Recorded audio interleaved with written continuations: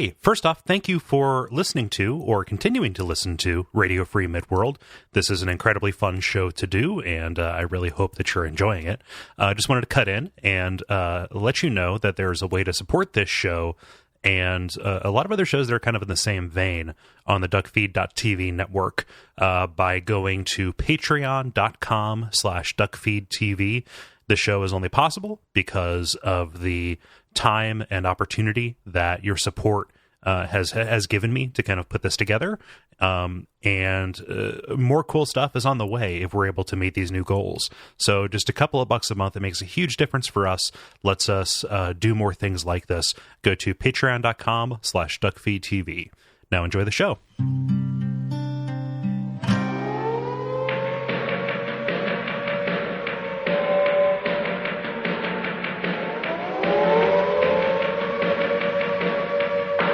Welcome to Radio Free Midworld, a Dark Tower podcast. My name is Kole Ross, and we're here to talk about Chapter 3 of The Gunslinger, The Oracle and the Mountains.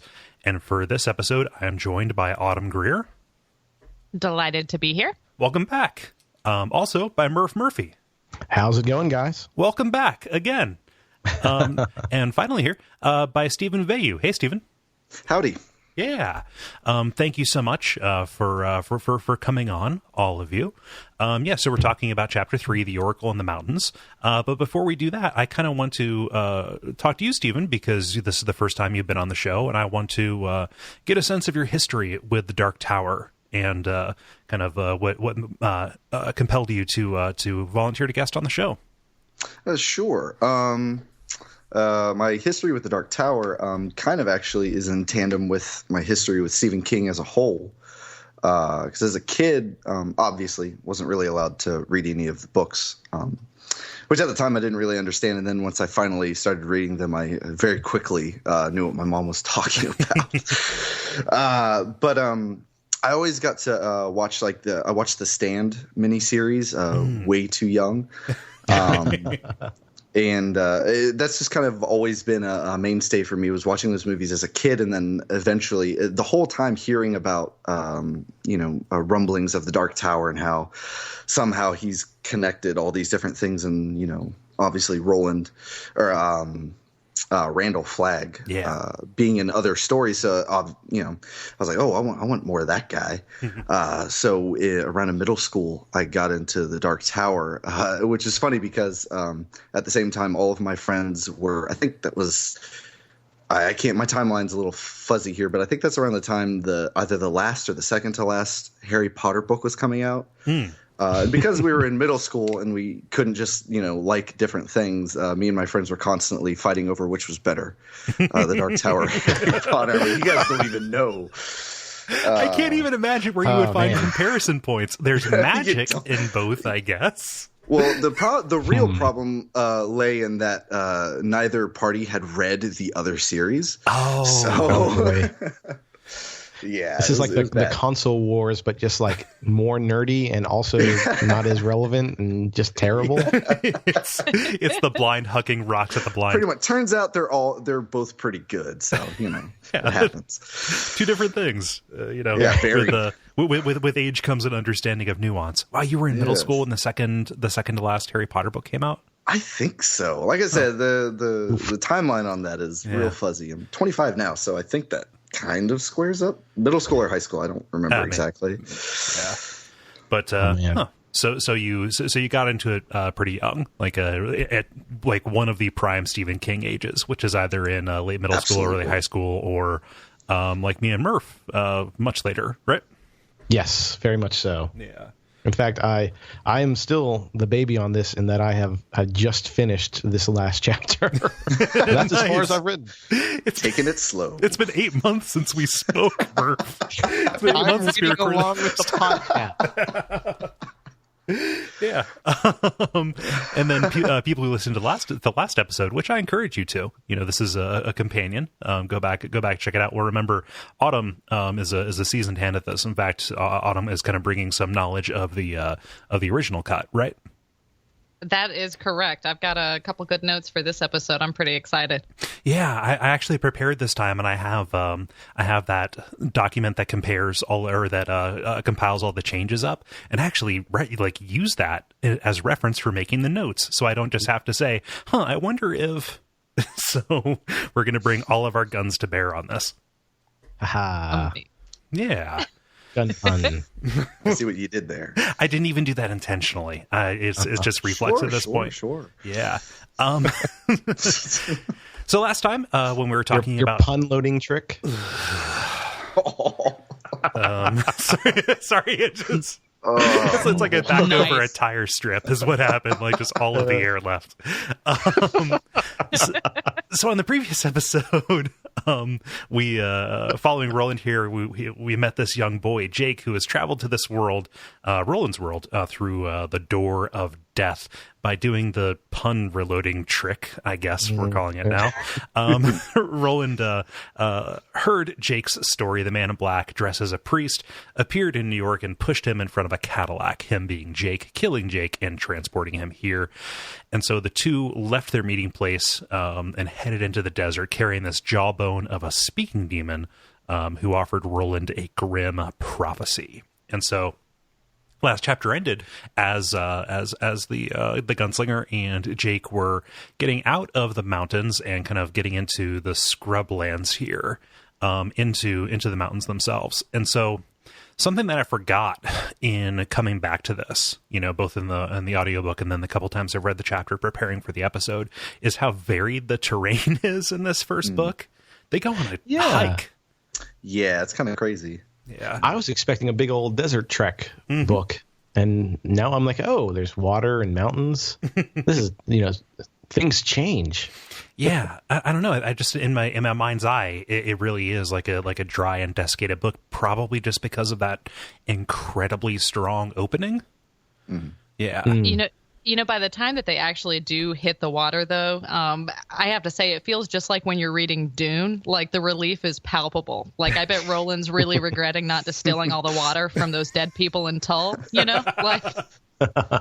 Well, there's a line later when Roland has to carry Jake away. He describes him as being light as a November leaf from dehydration. I don't know. That's incredibly evocative, and even as they approach the hills and they talk about like Jake smelling the water like a horse that you can't actually like bridle in and just kind of like champing at it. It's like, that is how intense this is. Again, these descriptions are really carrying it across. Autumn, do horses smell water?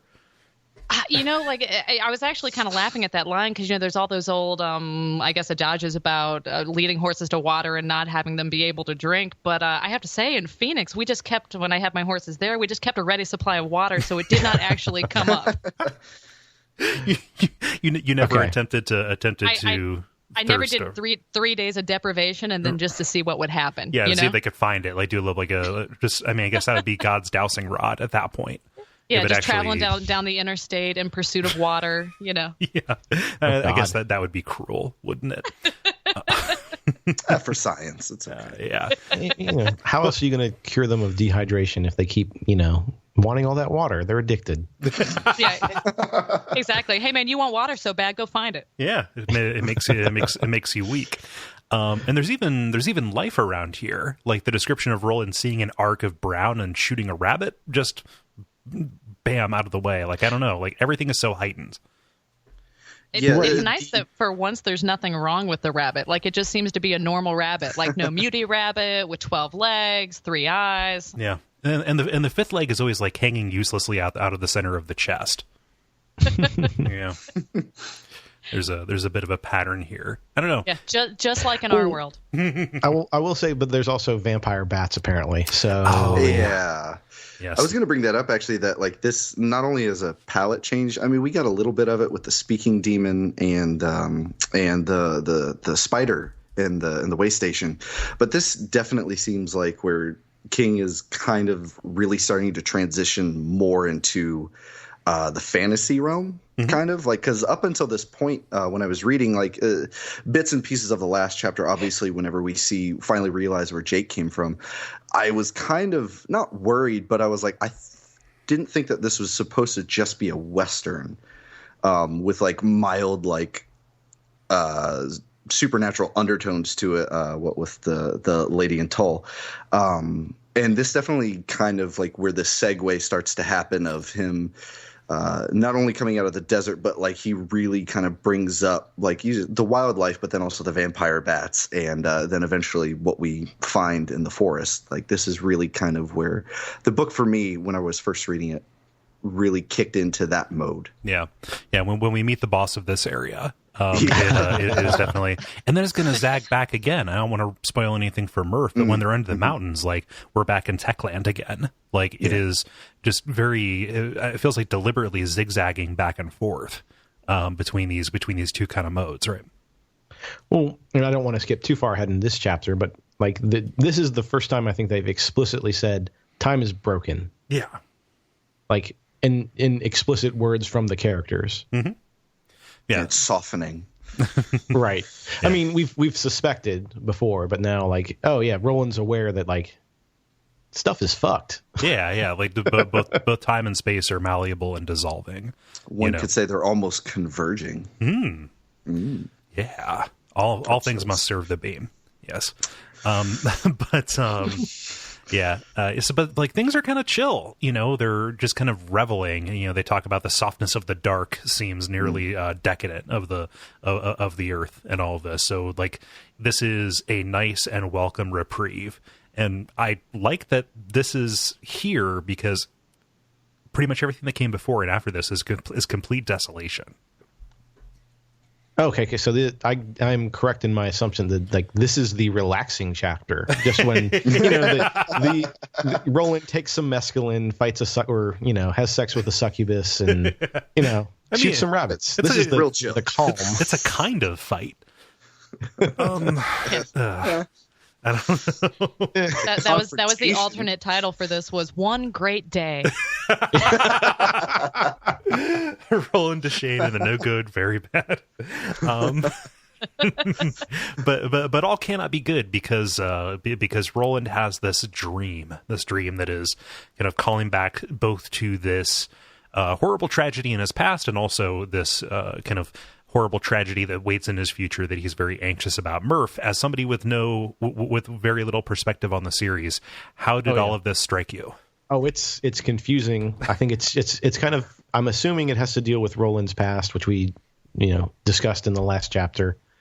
But also I got some very good like proper nouns that I'm on the lookout for, but I don't quite know what's going on, and I think I'm not supposed to.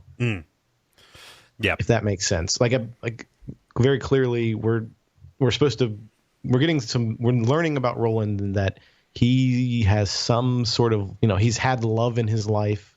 Like he's not just some weird monster that is just like a Terminator trying to go after this one target. He's a man. He's felt things. He's had friends and family before. Yeah, but also apparently all that has been burned. So yeah, I guess I'll find out. Yeah. The dream that he has is it's not something that actually happened. He was not there to see this, but it was his love, Susan Delgado, many years back, being burned at the stake as he's held back in chains. And Autumn, I mean, let's talk about the details that they added in here without spoiling too much, because a lot of those proper nouns only came in the revision when Kane kind of knew where this was going. Before we get to that, I've always thought it was really interesting in this book when they talk about when Roland dreams and when he doesn't dream. Because it's kind of unusual for this with him having a dream. Like back from the first podcast, I mean, Stephen King very clearly said that he had no dreams after he was finished sleeping with Alice. He just had that complete restful sleep after clipping 43 some odd people in Tull. And then when he does need something, like in this example, him having the dream, some stuff is pretty bad is about to go down with Jake that he's able to save him from that. But I've always been kind of curious about that. I mean, at the end of this chapter as well, or the end of this book as well, it's mentioned that Roland goes to sleep and is troubled by no dreams. Yeah, it's a little bit of like a barometer for what his state of mind is, or whether or not there is, I mean, kind of conveniently, whether or not there is important information to kind of get across. and that could, you could uncharitably call that just exposition. Like, okay, we're going to have him have dreams when we need to get something across, like this flashback right here. Well, also, I mean, this is I can't remember exactly. Is this the first time that he has slept since he and Jake have started to form any kind of a relationship? It's the first time that we see it. A lot of time passes, like enough time for like Jake's hair to grow out. So I'm wondering if that's kind of like this is almost stirred up in him because of this kind of I don't think he said it yet, but very shortly he's going to realize that he loves Jake. Yeah. And I'm wondering if that's kind of what triggers this inside of him. Yeah. He kind of decries this later on in the chapter where he's like, oh God, what is wrong with me that I'm actually starting to care about a kid of all things when all of this is, going on. And this is like explicitly the violence that the Man in Black is doing to him, is giving him a son to, have him sacrifice for the tower. Yeah. Yeah. But you are correct that they've changed a lot of mostly things from that we'll encounter in book 4, putting in some of those things like with Rhea, the Reap Festival, the Cheryu Tree, those type of things are something that are definitely going to come up in the future. But wow, not for such a long time, So he did have this kind of a dream in the original story, though. Yeah. What exactly was it without those details then? Was it just proper nouns that were plugged in? Like, did he still, because I've never read the original version of it. Did he still see like a woman that he loved being burned, I'm assuming? Yes. That definitely happened. Just a few, as Kole had said, some of the nouns, very specifically that Cheryu Tree was not in the original, mentioning Rhea of the Coos. Mm-hmm. Yeah. So it was. So he added the detail about him not being there to see it. That is something that we're going to learn later. He wasn't there directly to witness it. He added it, so it was just Susan. There was no Delgado. He always had this love interest who he lost in the past as kind of part of his tragic origin story. Yeah. But yeah, it's it's pretty dramatic, and also the way this ends is a very striking image because his burning lover with a cracked and charred hand points up and screams the boy, as she kind of points at the window where he first saw her singing, and Jake is up there as a white statue with a stake driven through the forehead, and actually the same place where he shot Alice, and King calls him a saint for demons. So, anxiety dream. I've had those. Roland has them. He's just like us. I feel like this is like, I could definitely tell there's a lot of symbolism going on here. Shall I say prophecy or foreshadowing, I guess in this case, because it's literature. But I haven't been able to fit the pieces together yet. Yeah. Did the imagery work for you?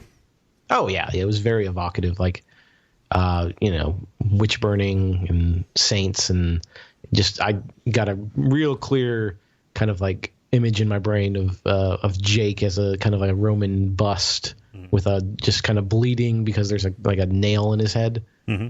It's real good. Yeah. Very incredibly vivid. And even more frightening than that is when Roland wakes up and finds out that Jake is not there. And also, his hand's on fire. Oh, I forget. Is it? Yes. Oh, I forgot about that. I didn't pick that out when I was reading it. Is his hand on fire because he was smoking? Share more details, please. No, he had just rolled over and put his hand into the campfire. Oh yeah. Well, that'd do it.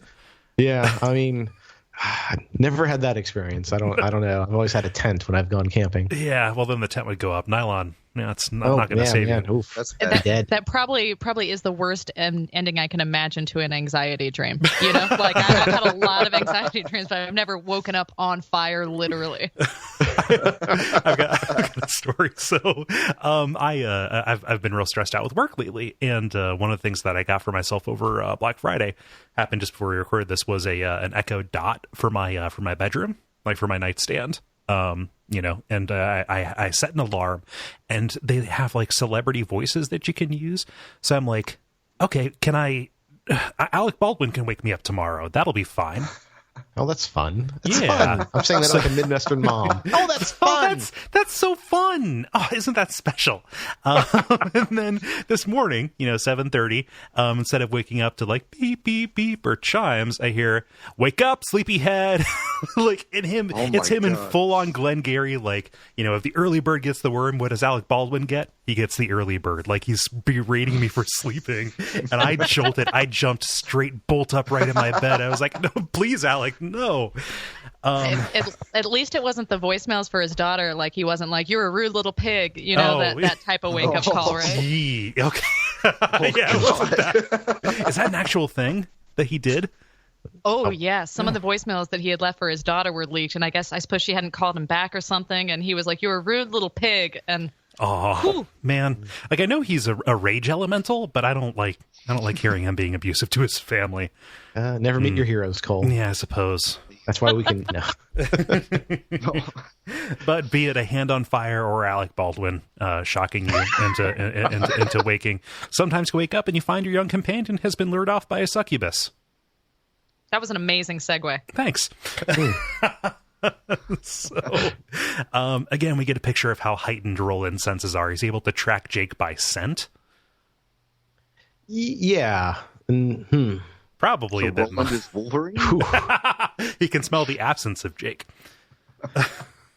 Oh, I mean, wasn't it mentioned that they both just smell really bad? Yeah. They were wandering through the desert, and also he was following like footprints in the dew. He wasn't like chasing after boy smell or anything, but it's just a little detail. Yeah, like he follows him to this kind of like Stonehenge, almost with this altar at the center, and then yanks him away as he's kind of being tormented and torn in two by this thing, this succubus.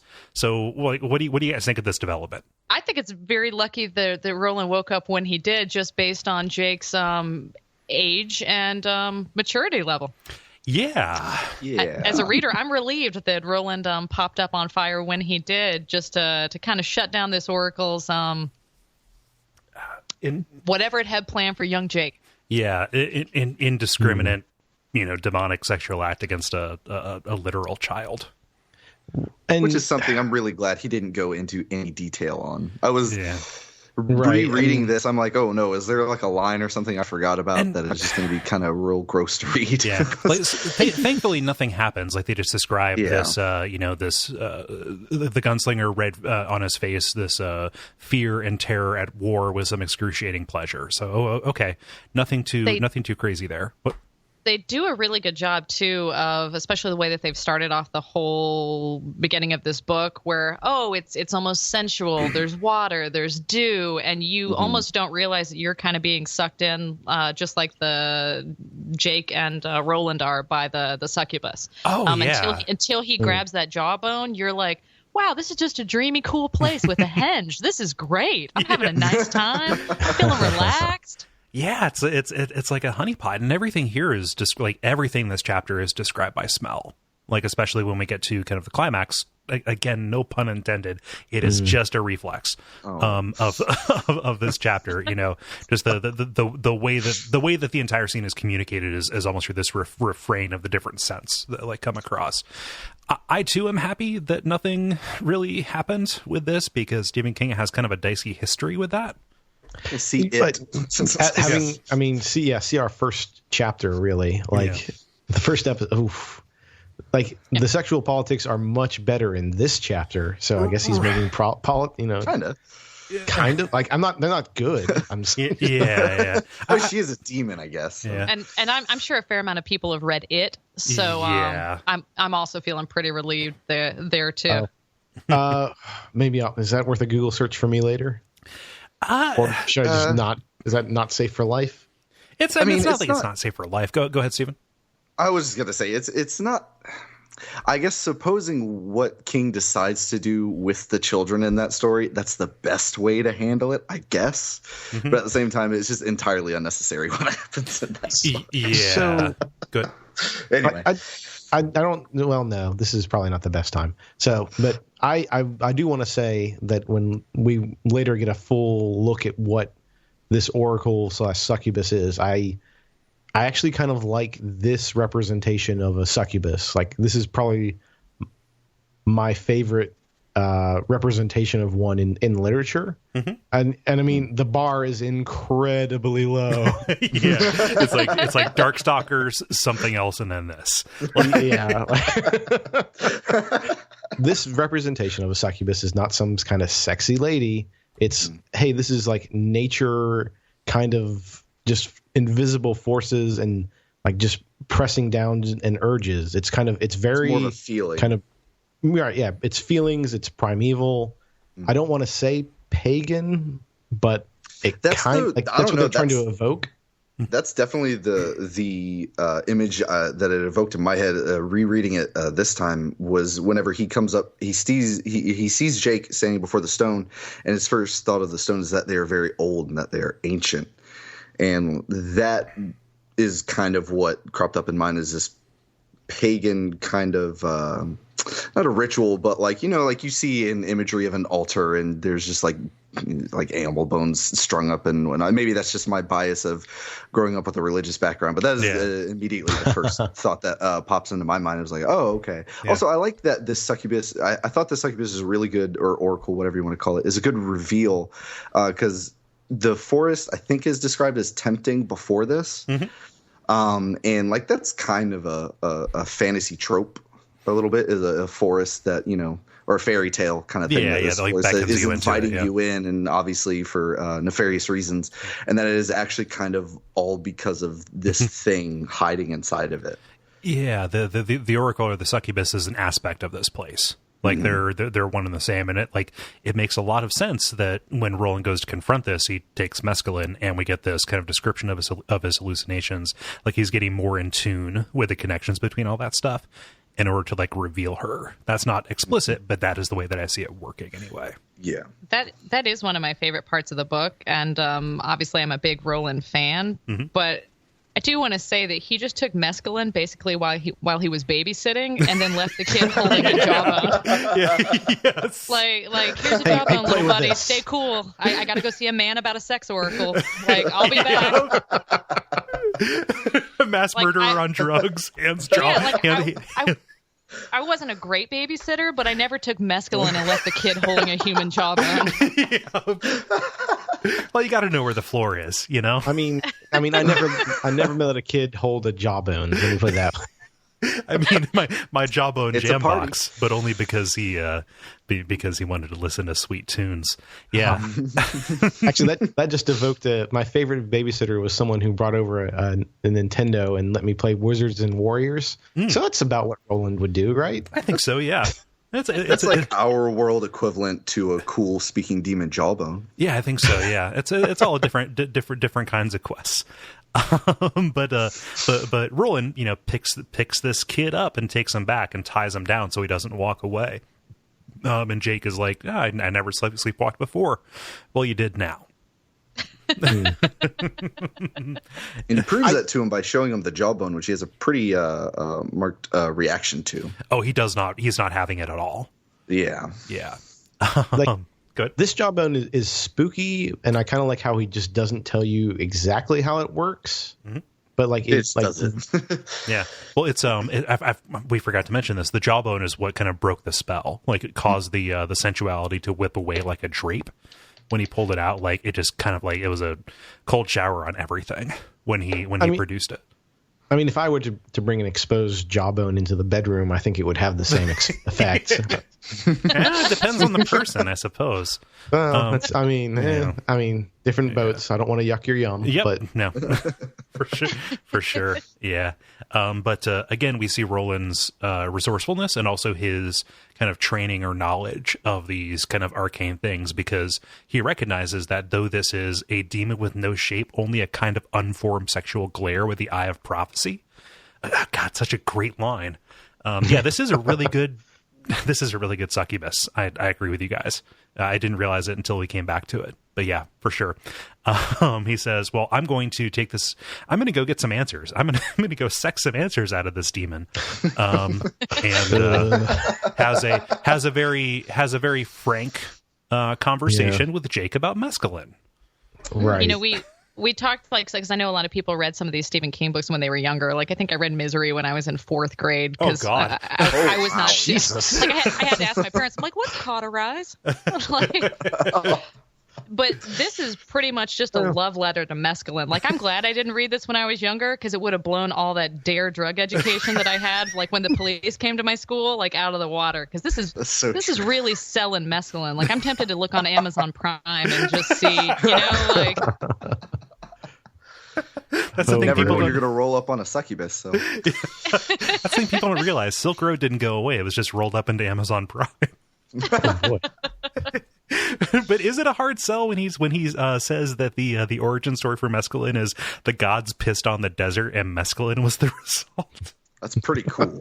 Yeah, badass. I also like that LSD is kind of brought up, but Jake knows what it is, kind of. Mm-hmm. He's just like, I guess, was DARE around the 70s? I don't know. I think that Jake's drug education was through his parents. Again, because of his dad's love of the coca. Yeah. But Jake recognized it like, oh, are you going to get hurt? No promises. Later, dude. Let me sew up your shirt while this kicks in. Yeah.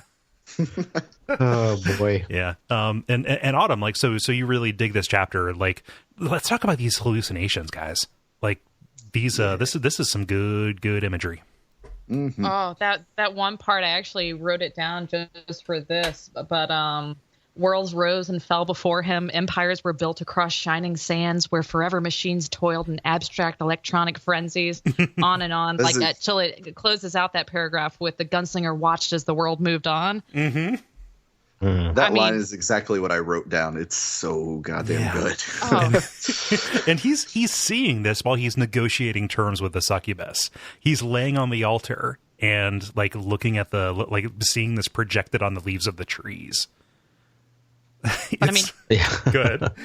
Don Draper could not have written a better advertisement for mescaline. He really could not. It's toasted. You're toast. Yeah. I really like the description. He realized it was kicking in and that it was a good high when he saw that the grass was so green. He thought if he touched it, his hand would come back covered in green paint. Yeah. Yeah. I'm just gonna go out on a limb and say that our boy Stephen King has probably tried mescaline at some point. He was so he was 19 when he came up with the idea for this, but he was 23 when he wrote the initial draft. 23. I could say that being mescaline aged. For some reason, I associate that with like shaman, who were like older than time, sitting on top of a rock. But he was in college during the 70s, right? Yeah, he tried mescaline. Yeah. So, I guess I'd be more shocked if he didn't. Yeah, that's true. I'm not. Wait, my Stephen King with substances? First off, how dare you, Autumn? Yeah.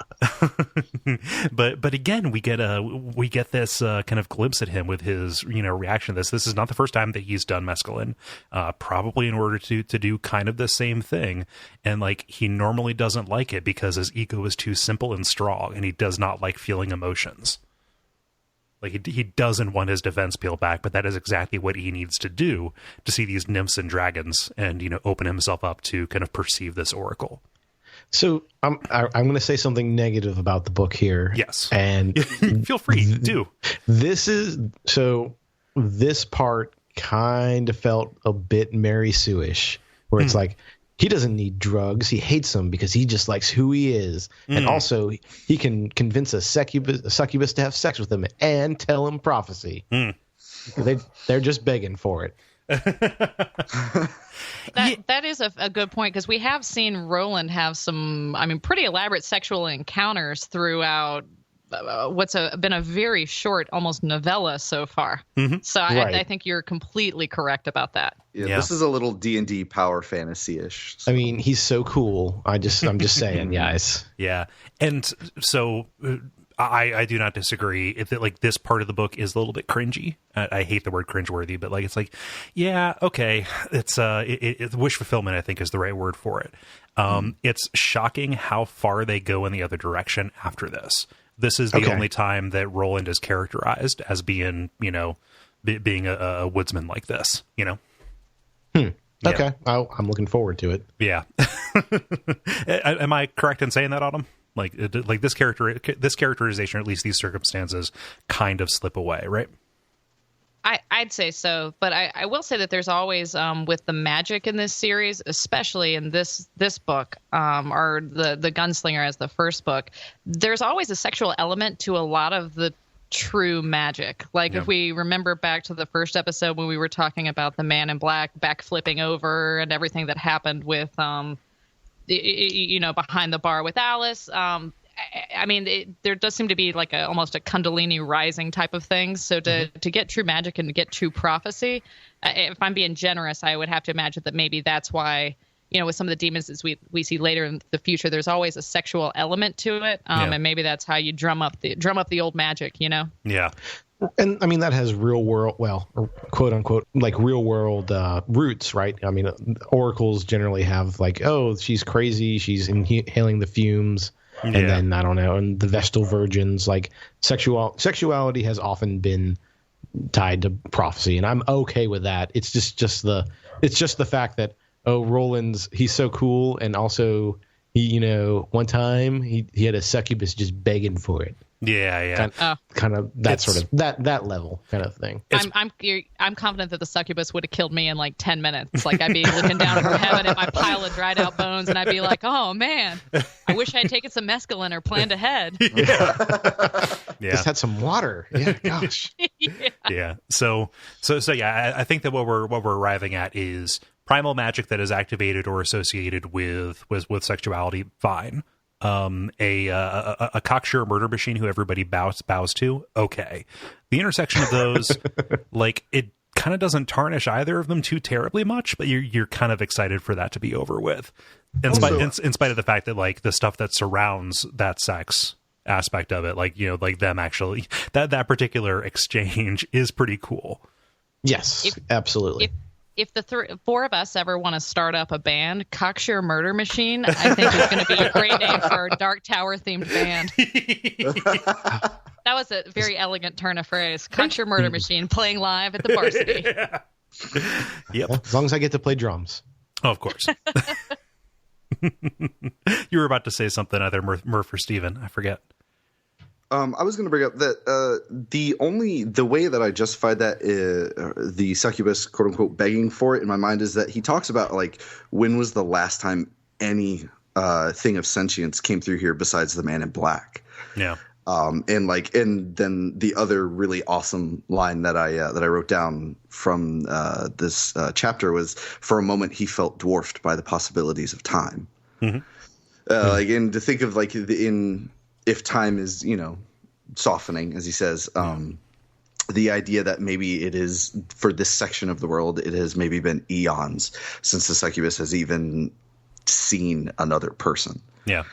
That is the only reason, like, that's what kind of clicked it together for me in my head. Because at first I was a little bit put off of, like, I was like, oh, I don't remember Roland being like this super cool dude this whole time, Yeah.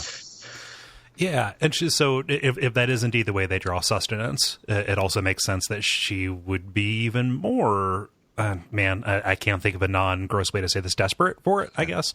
If just because he had recently denied her of her snack, in Jake, right? I don't know. I don't like talking about this anymore, guys. No. But he goes there, and while he is wait, I want to talk about the succubus some more. Yeah, no, we're going to talk about it because no, I'm kidding. God damn it, Murph! I just took a drink of my coffee. He is.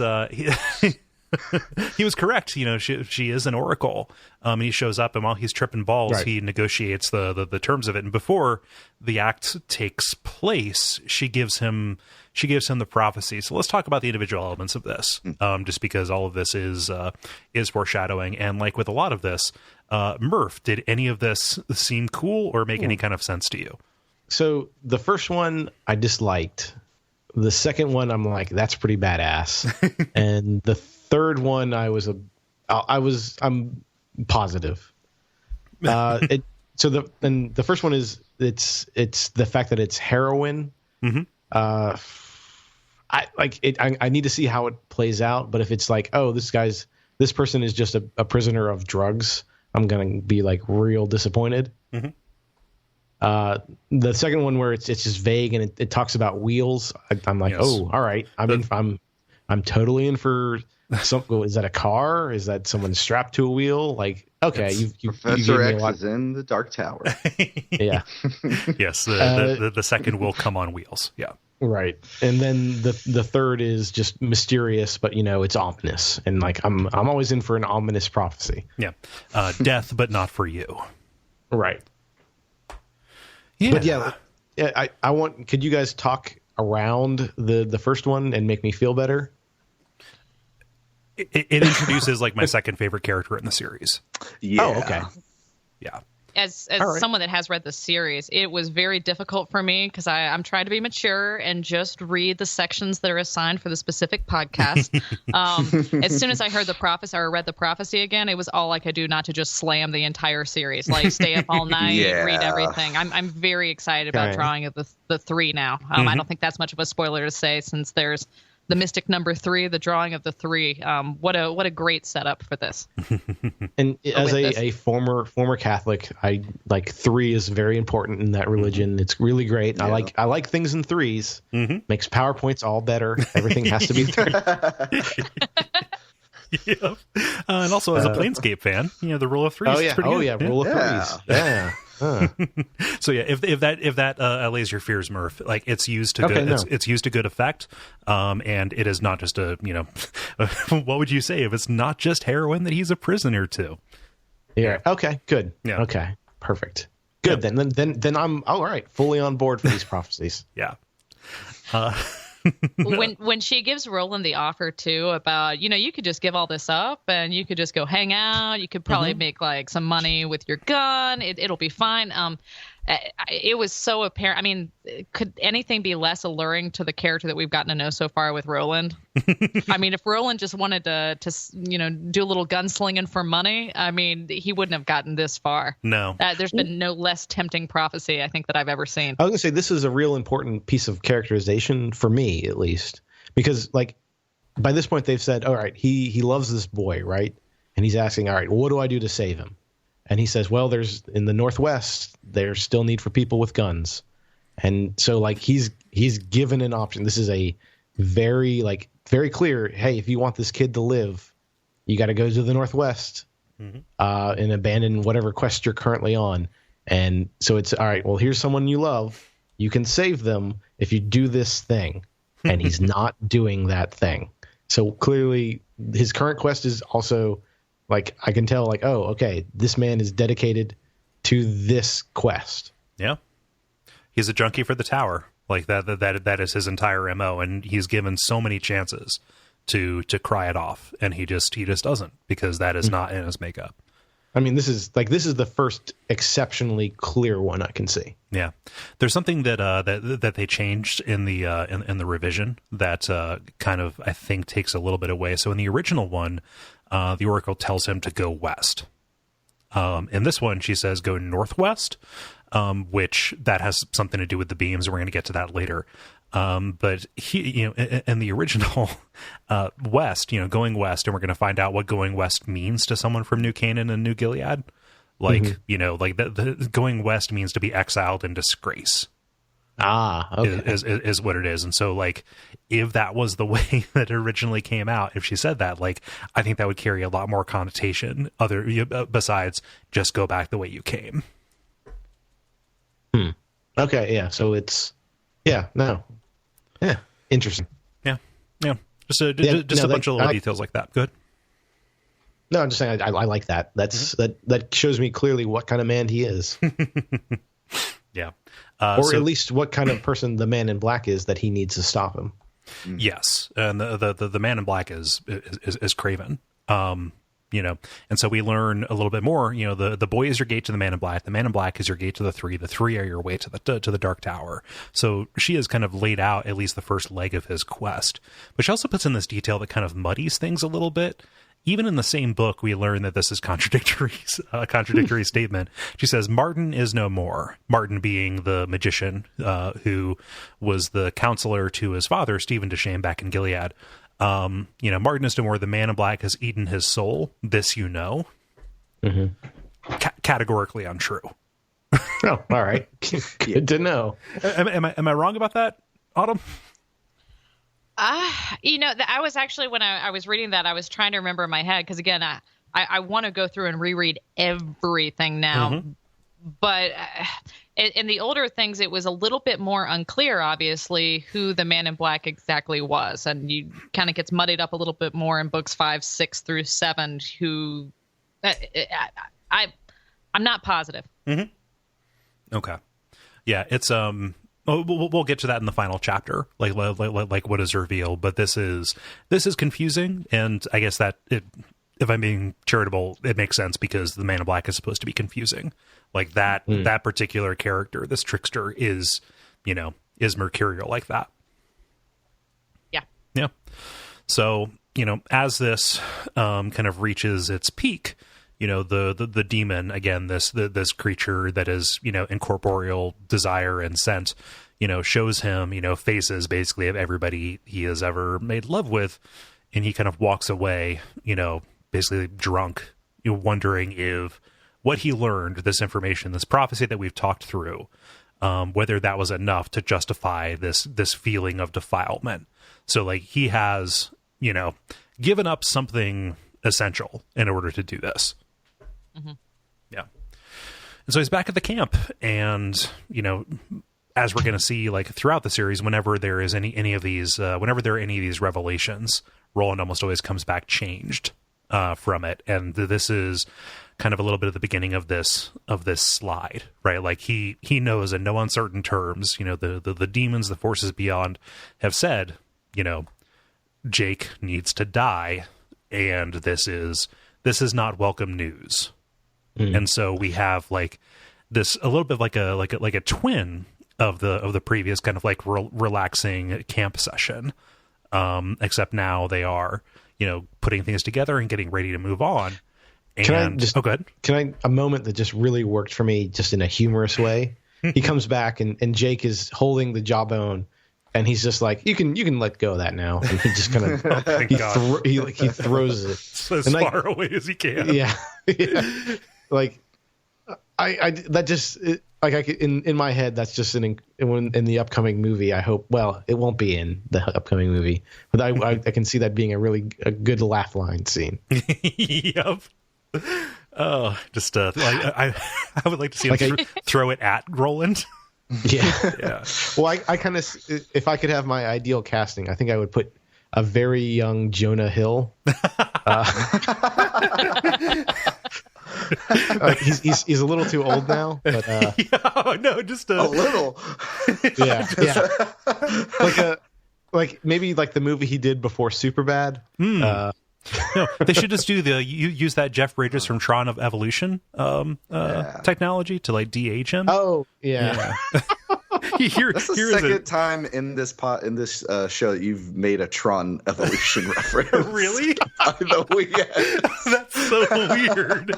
I saw that movie once. It was okay. It's all right. I don't even want to ask what the first one is, because then I'm going to get too far into my own head. I've got a friend who swears that Tron Evolution is the best movie ever, and I just don't.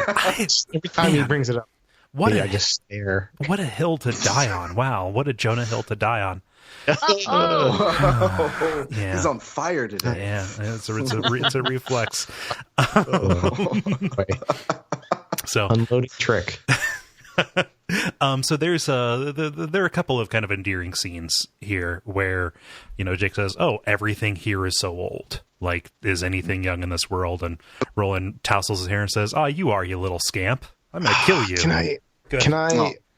Man, this is, and I go for it. This is the one thing I really don't like about Stephen King, and it's kind of like the magic of youth. And it's, like in Silver Bullet and and like, I don't know, every Stephen King novel that ever existed, like like it all rides on the shoulders of one special young person. Mm-hmm. And like kids are shitty. I would say I hate kids. Yeah. You might have kids, and I'm sure they're great for you. But it's so if there are three things that are magical in Stephen King's eyes, it's children, it's black people, and it is the intellectually disabled. Right. Those are the three wells that he keeps on returning to. What I will say, and somebody in the Sly channel was talking about, like, I don't get Jake's characterization. Like, it just doesn't click for me. I think it's somebody who is reading through the books for the show. Mm-hmm. Who is that? Because I need to buy them a drink, and we need to have a podcast called like "We Hate Jake," the companion podcast to Radio Free Midworld. What I will say, I agree. Jake in this feels like a 23-year-old person trying to talk about what it would be like to have a son figure, like that. Yeah. And like so many things, I all I can see over the course of the 40 years that this series took to write is like as Stephen King grew up and had experience with women or with having children of his own, like that, just a lot of that stuff became infinitely better. Right. It's like, because like Jake in this, you tell an 11-year-old, all right, we're going to climb a mountain. And like, there's no complaining. Like I've been to restaurants with my 11-year-old sister, and like, it's like the most harrowing memories I have in my life. Like, yeah. Like, I don't want to eat this Chinese food. It's Chinese. And that was the day we were asked not to come back to the Golden Corral ever again. Oh my God. Just asking the waiters, can you bring me some food that's not Chinese? Please, this is steak. I don't know how to help you. Oh, yeah. Oh. Man. You're right, but like like Jake gets shitty, and for as much as even now he's kind of playing the wise beyond his years kind of card with this character, like it just gets better, and that is when you're talking about a 4,000 page series, like don't worry, after the first 300 it gets better. That is not that is cold comfort. But I will say, like, yeah, just he kind of grows into his own. Well, I mean, at least he's not doing much, right? Yeah. Hey, Yeah. and at least he got one good day, and he got some praise from a father figure. I mean, who didn't love it when like Roland was like, "Oh, good work, son," basically, Yep. like, "Wow, you lit that fire. You're killing it. I'm proud of you." You're doing it. You even said that little rhyme I taught you. Or did I? I don't know. I'm so confused. Yep. Where did I learn this? Oh boy. Oh. Yeah. So that is that is the first of the endearing scenes. The second is when they kind of recapitulate the quest. Jake has no idea why he's here, and was it you, Stephen, was talking about like, oh, this is where I'm going to tell you, like, time is softening. This is the first time we're really going to explain it. But yes, the Dark Tower stands at a nexus, and something is wrong with it, and that is why shit's fucked, yo. There was one word change in here that I actually didn't see listed in my the little thing that I found online with the changes between the original and the 2003 version. But there's one part where Roland's talking about how he spots 3 rabbits and he draws leather on them, but he says that the rabbits are sylphlay, which was a word I wasn't familiar with, so I Googled it, and apparently it's from Watership Down.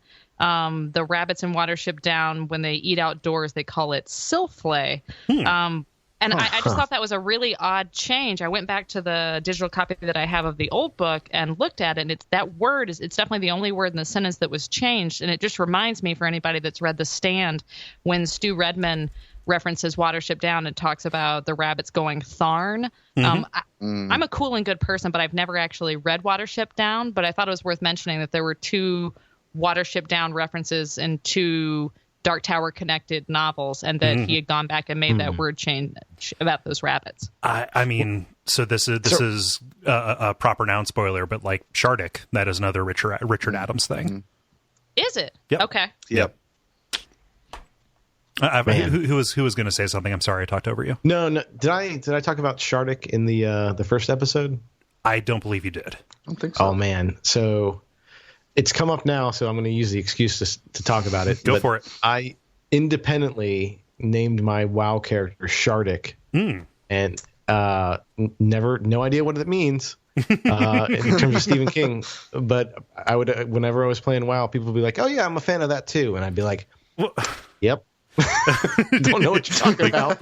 These are two sounds that sound pretty cool together. Oh yeah, it was very much. I wanted to name my character Shard because I'm hard and shard-like and a rogue. And oh wait, that name is taken. Instead, I see. Well, I've got this sweet Dirk, so let me just try to portmanteau that. Sharder. Yeah. Ah, man, that's too many characters. Autumn gets it. My way would have been to randomize the name until I found something that kind of sounded like something I'd like, but then modify it. So, nice. Shadro. Oh, Shardik? Okay, there we go. Yep. Although Shadro is a pretty good name, too. Yeah, that is, okay, I'm going to go make that sounds like a hunter. Yep. And done. All right, claimed. Okay, cool. You kind of took my character name, but I'm not going to get angry because you're so kind as to come on the show. $10. It's yours. And the third moment here is this kind of fond recollection as Roland is describing Gilead and New Canaan, his homeland, his birthplace, to Jake. And again, we get some wonderful imagery here that is kind of contrasted by what it eventually turned into and the ruin that it ultimately arrived at. Yeah, I guess there ain't no party like a Gilead party. I'm really glad that Roland has some good memories, because most of my memories of school dances just involve like a lot of Pearl Jam and Limp Bizkit, and I think Gilead seems like a very glamorous, cool place. Like I would not mind going to a party in Gilead. Yeah, you said Pearl Jam. I was about to say, how am I supposed to dance to Jeremy? And then I was about to say it before I realized. Wow, that is funny in two ways. Yeah. I was just going to say that we probably went to the same middle school, and I think the same DJ just traveled the country. Oh boy! And now I will enact the ritual of the cha-cha slide. Yeah, man. Chair you tree, chair you tree. Burn to the left. I think we're like 10 years apart in age, but I think we still had the same middle school dance music. So, I'm presuming you're saying I'm 10 years younger, so I'm very flattered and charmed. 100%. I'm definitely the old man of this podcast. Yeah. But I also want the grapes on a sledge imagery. Yeah. For some reason, that made me want to eat grapes, and two was just like really evocative of like how good it was. Yeah. Yep. Just grapes so big you could eat them like canned fruit almost. Like, not as big as the biblical, New Canaan, but pretty close. And then there's always the he puts, but we didn't grow them that big because we just didn't want to. Yeah. That's a good hedge there, Roland. We just didn't feel like it. Yeah. Yeah. We had Babe the Blue Ox, but Paul Bunyan, he was maybe like 6'2". The ox was maybe like 5 feet tall. Yeah, we happy that we buttered our pans like normal for frying our flapjacks. We didn't do any of that skating around on pats of butter nonsense.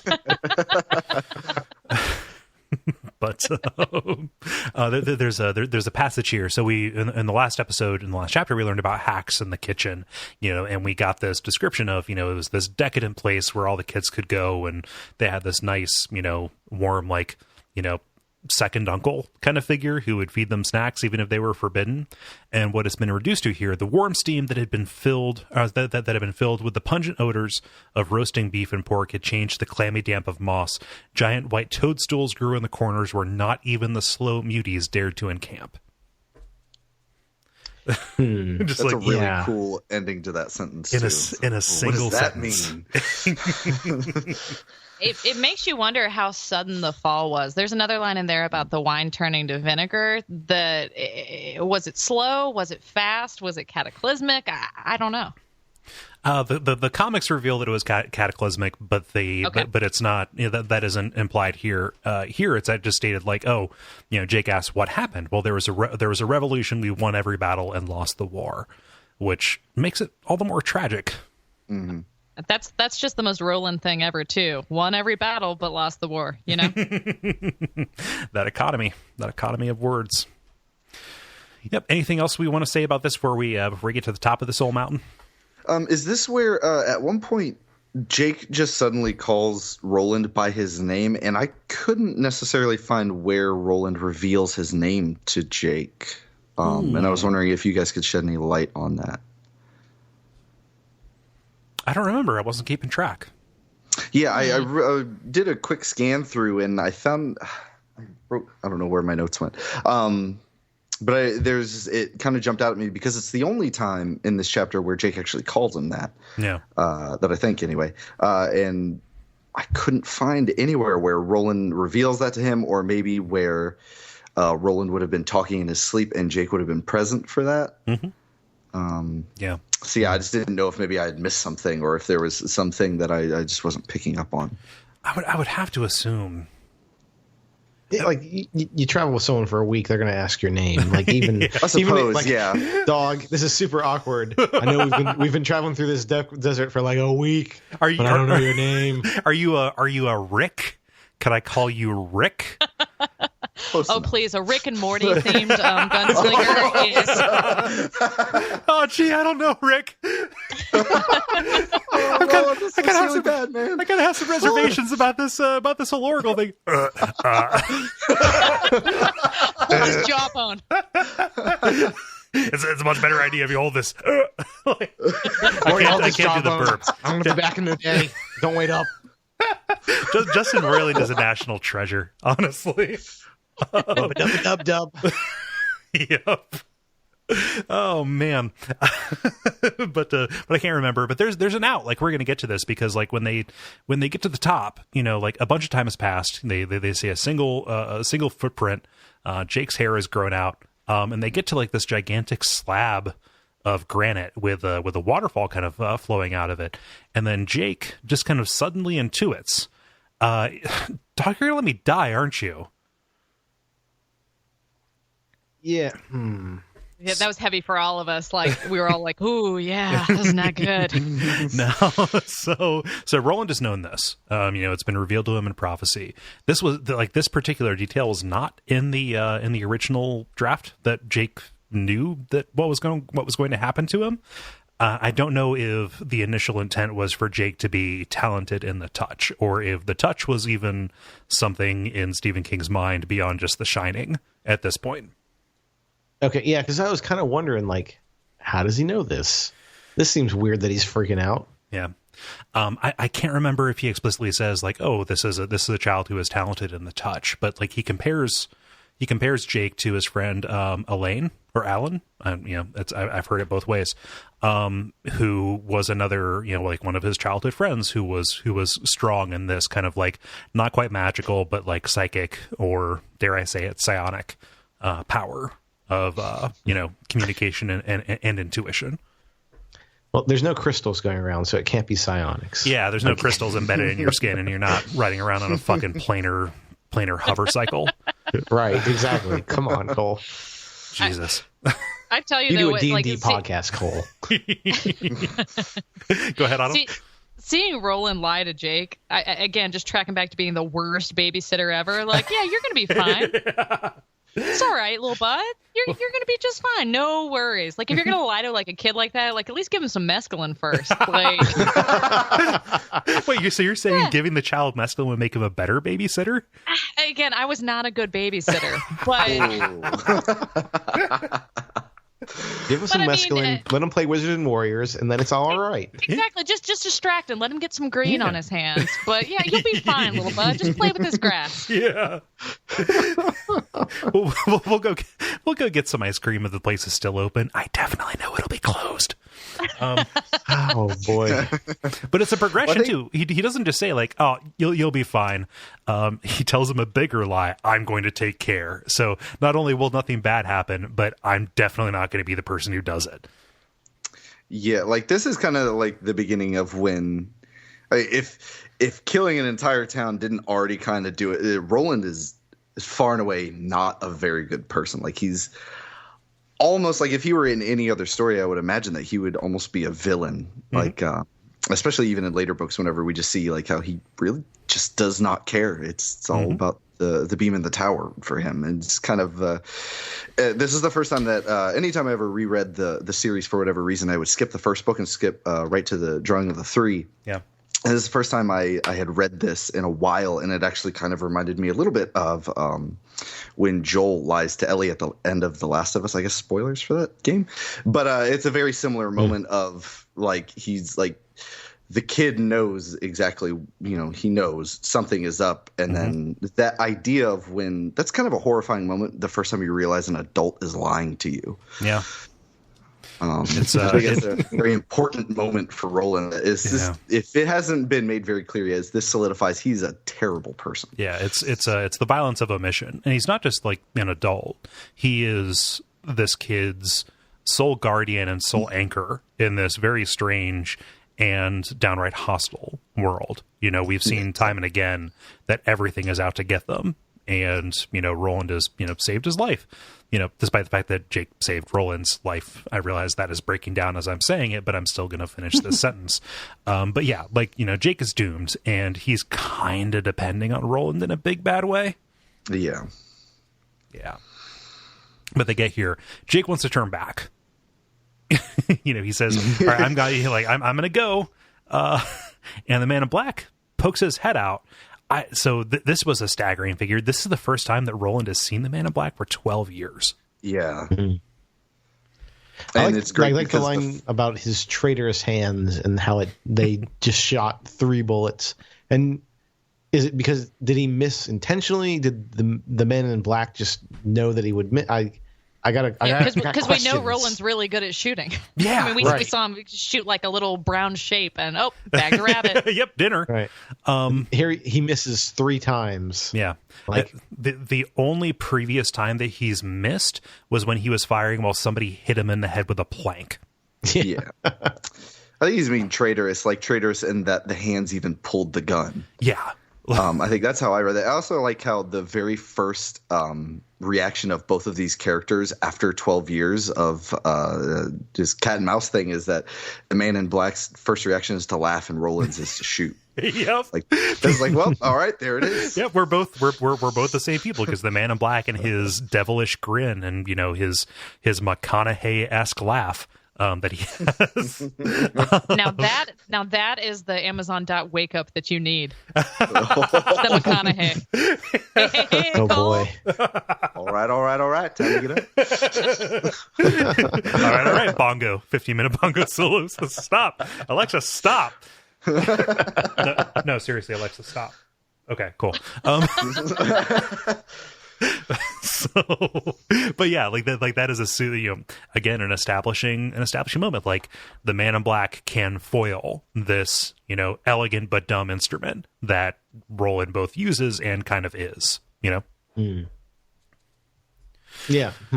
Yeah, and when he fires back, would you kill all your answers so easily, Gunslinger? Like, are you fucking serious? And then he also throws this barb, where you'll have plenty of answers on the other side. Wink. Looks at the kid, just the 2 of us. Yeah. Oh boy. Just yeah, kid, you're gonna die. Confirming all of this. And I guess that's how Jake would have learned about his fate later on. That's where he would have gotten the sense. Yeah. Yeah. In the first draft. And then, hey, let's go into this cave. and Roland gives him it's a real hey, you want to take some mescaline and go into a cave? Let's get some real mazes and monsters up in this shit. He's the worst babysitter ever. No, that's next chapter when he's the worst babysitter ever. That's fair. But he gives him a choice which he knows isn't really a choice, and this pisses Jake off. I love the way that's written. I'll stay here and I'll be fine, right? Somebody's gonna come up with a thermos of coffee. Yeah, man, this is. I know we just said it last like a couple of minutes ago, but like the Rick and Morty is real strong in my mind now. Like this is like the Purge Planet episode. Oh man, I forgot about Purge Planet. It doesn't make any sense. But there's really no choice about this. And I mistakenly at the end of the previous episode said that there was a switch that happened where Roland starts referring to the kid, referring to Jake not as Jake by his name, but as the kid. Again, going back to this dehumanizing archetype. And even here, and then he says like, oh, he ceased to be Jake and became only the boy, and in personality to be moved and used. Like everything is kind of like you've had this brief moment of humanity, and then it goes back to the game. It goes back to the game of chess or castles in this world. Yeah. So any final thoughts about this chapter? I feel like we got a lot about this, but I want to make sure there are no dangling threads. There was one word that I noted as well. At one point, you had mentioned the large granite mountains. Roland describes them as cyclopean, which was a word that was new to me. And since we talked about breasts like great earthworks in the first episode, my understanding is that it's a masonry term from the Mycenaean age about a type of stonework. But apparently, that's a really popular term in H.P. Lovecraft novels. So just tying into us blending in all of that Arthurian legend, grand fantasy, Western. I thought that was interesting that there was a little Lovecraftian element in there as well. Oh yeah, of course. Yeah, that's a good catch. I forgot that you described it like that, but that is totally a Lovecraft word. In fact, I didn't realize that was a legitimate phrase to be used for architecture. I thought it was just Lovecraft. So good catch. Wow, I feel like Jake after he just successfully made a fire. I'm sorry, I didn't mean to condescend to you. Oh, no, I'm not saying that. I'm like, wow, this is some like really solid praise. Yeah. I hope you're not about to take me to a cave. And I mean, the episode ends, and then we're going to come back later. Like there'll be light at the end of the tunnel. It's fine. We'll take care. Oh boy. Stephen, how about you? Any wrap up thoughts on coming back to this? Fresh after so long. It was just kind of just parsing this all apart. Like originally in my mind, I'd always had the way station and the succubus kind of all in the same time frame. In my mind, I completely forgot about the mountains because it's not to get too much into it. Starting in the next book, we get to another kind of desolate area and just stay there for kind of a long time. Yeah. But so it was nice. Like it was really awesome. Like having signed up for this episode, then realizing like, oh, this is a really nice kind of the closest thing we get to a breath of fresh air. It's something like a Stephen King story. Yep. For like a book and 3/4. Yeah. The first one of those we got. Yeah. Murph, how about you as somebody coming to the series like really fresh, really? So this was an interesting kind of interstitial. I thought we got some good stuff. This is kind of like The Empire Strikes Back. Everything's fucked. But hey, we're gonna have the final confrontation, I think. And also I'd like to, if we're wrapping up, we can go, how well did I predict the Waypoint chapter? I forget what you said. I kind of remember I was completely off. That's fine. I blame Stephen King. I thought it was pretty prescient at moments. I thought it was actually like pretty good. I would really like to see maybe a follow-up one on this episode. Shoot, now the Greer dogs are into it, man. Don't worry, we'll leave that in. We've been cutting out doggos as things have gone along. I don't feel like breaking the stride. But Murph, do you have any predictions about what's going to happen under them their mountains? Okay, well, I do actually. Well, so I do want to share that before I started reading this, I was like, all right, my prediction for this one, it's going to be like a never-ending story. There's going to be an oracle, but there's going to be some lasers. I definitely said lasers. A luck dragon. Yeah. No, so I don't think I got this one. But for the slow mutants, like that's a very evocative phrase. I don't think nope. I'm going to go with zombies. I think this is a zombie chapter. That is my prediction. Okay, playing it kind of safe. Yeah, I know that's not the most. Screw it. You know what? They're going to be fast zombies. Zack Snyder pen. It's okay. The Slow Mutants is about fast zombies. Yep. Well, I mean, they're slow for mutants, but they're really, really fast for zombies. Exactly. Yeah. Something tells me that it's wrong, and the illustration is someone doing falconry. So I'm hoping, without hope, that there is some kind of like crazy falcon bird. That would be cool. But we're going into a cave, so we don't have falcons in caves. But time and space are mutable. Oh, okay. Yeah. Well, do I have some hope for some crazy mutant falcons? Well, that are slow. We're going to find out. We're going to find out in the next chapter. So if you're reading along, the next episode is going to be about chapter 4, the slow mutants, the journey underneath the mountains again toward the Man in Black and the climax of the story. I kind of want to say who's going to be on, but I'm not going to because plans can change. But again, it's going to be kind of a panel of hosts, both fresh and seasoned, all of that. Thank you, all of you for joining us. I'm going to go through in introduction order. Autumn, are you still a ghost on social media?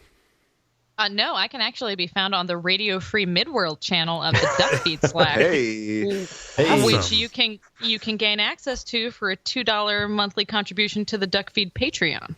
Thank you. You crossed one off of my list. That is nailed it.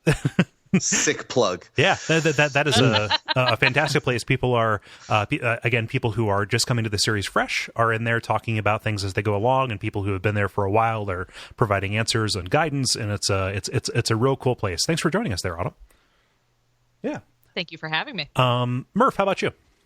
So in addition to the Radio Free Midworld Slack channel, you can find me at dinosaursarecool.com, which is kind of your go-to for all of my, I got a million podcasts and a million games and a million tabletop.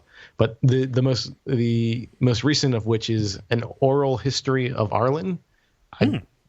Arlen, Texas from King of the Hill. I think the podcast speaks for itself. Bobby. Sorry. It's a bit.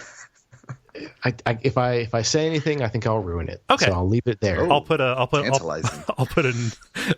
note in the what is that called, Murph? An oral history of Arlen. Where can people find you on Twitter? At Dork Night Show. Okay, my other podcast. Yeah, and I recommend you listen to that. Stephen, how about you? Where can people find you?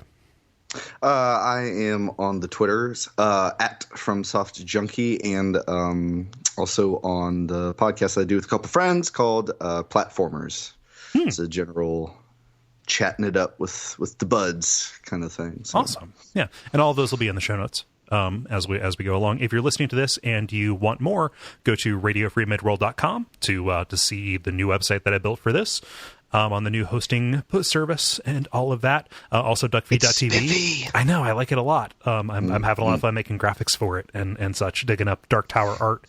And go to Duckfeed.tv to find other shows that are similar in tone to this. This has been a fantastic time. I thank all of you for joining us listening, and also the assembled group, Autumn, Murph, Stephen. And until next time, long days and pleasant nights.